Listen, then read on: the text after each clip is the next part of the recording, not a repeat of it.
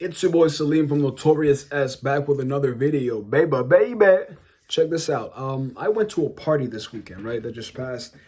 It's one of my old friends' party. A guy that I used to go to school with, a friend of mine, like close friends. We've been friends since we were somewhat like what, 9 years old.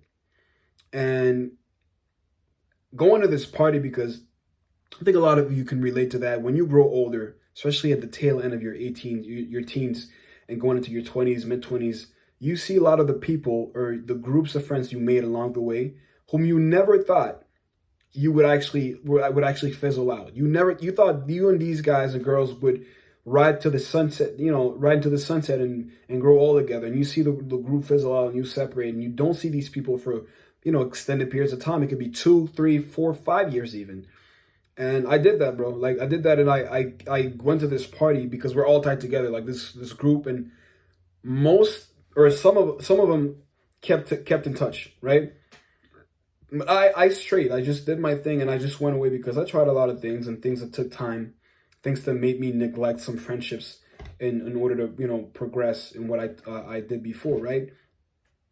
And going back to that party, I saw faces that I hadn't seen in 2, 3, 4, 5 years even. But the only thing that was in my mind at that moment was how much we, like me and these people whom I used to be friends with, like really friends with, close, have nothing in common. Not what we do when we want to have fun.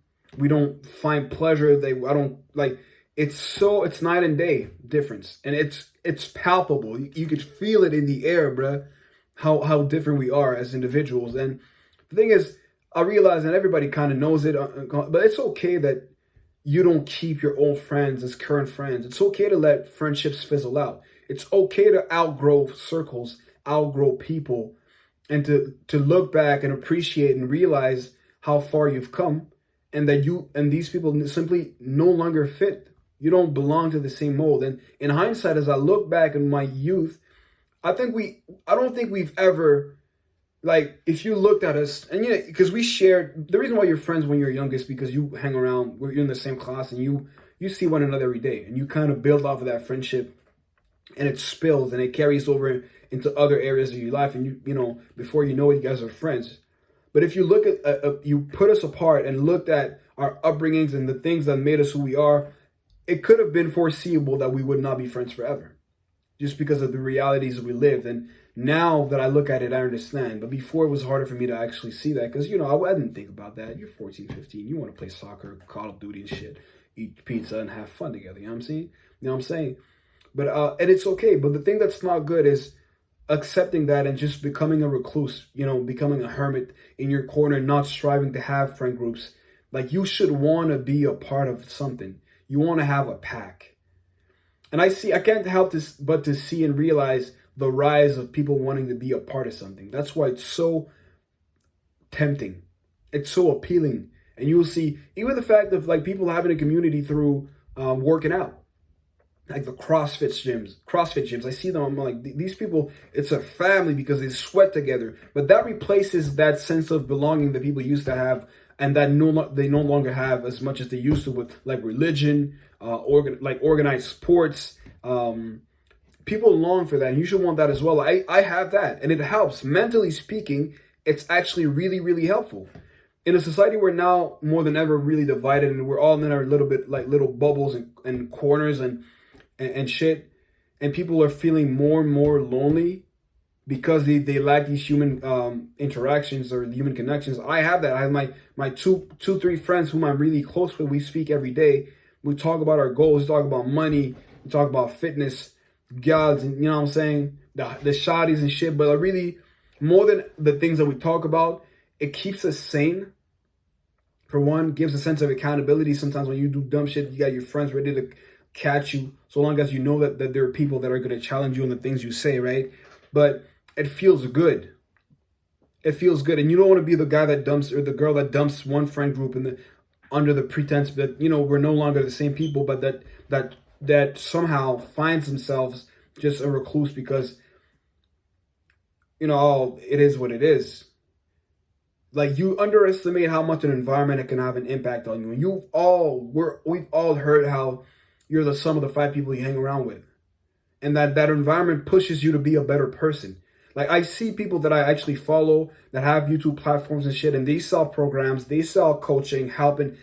What do you think is the number one, and I'm asking that to myself, and I actually realized that the number one weapon that they have, the number one strength that they have that helps them, like really help the people that they want to help, is not even the value that they provide, is the environment. If you'll see how smart they are. They put all the guys together in a group, and like-minded individuals will motivate one another more than any one person could ever do. They're like, man, what you doing? Did you work out today? Did you plan your day? Did you eat correctly? Did you count your calories? Did you do all these things? And like, you exchange with people. That's what builds a society. Like, don't get it fucked up. None of us is great enough to do anything of any substance or of any real value alone. This society, the world we live in, has been built off of the back of a lot of people, of the collaboration, men and women, groups of men. And this is something that we think is no longer needed because we have a computer in our hands, but it's not going to go away. And the sooner you realize that, the better it will be for you, because your greater self lies at the other side of that. Understand? Like, you'll be able to see yourself make changes in your life that you probably wouldn't have done had you not been pressured in some way, shape, or form by a group whom you feel a certain sense of accountability to. Maybe one person, 2, 3 people that you have running mates. It's important that you have like common goals to these people. But believe me, you know what's funny? The thing that got me off of NoFap, like got off of like beating my meat, because it's a huge problem for guys, is the fact that I had this sense of accountability to my guys. Like, we talking about that one day. It was like, bro, like, what the fuck is going on with us, man? And one of us actually had been off like stopped masturbating for like 4 months. Like, I'm like, it was unimaginable for me, because bro, I've been at it since I was 14. Like, unimaginable somebody could not fap for 4 months straight.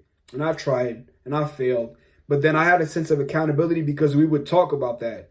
And now I'm like, bro, I'm like a month in, or like, yeah, sometimes I break, but I no longer feel the urge, no longer feel the slave to that envy that dominated me for the past like 8 years.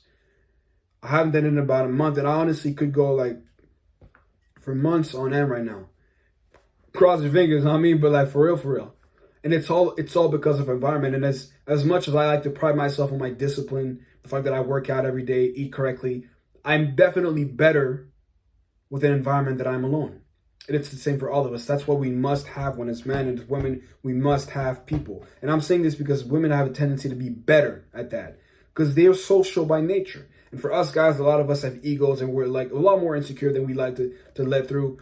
We're not really sure how to make friends when we grow older, but take the risk, ask the question, talk to that person, say, what's up, man? And like, get into an environment where you strive to get better.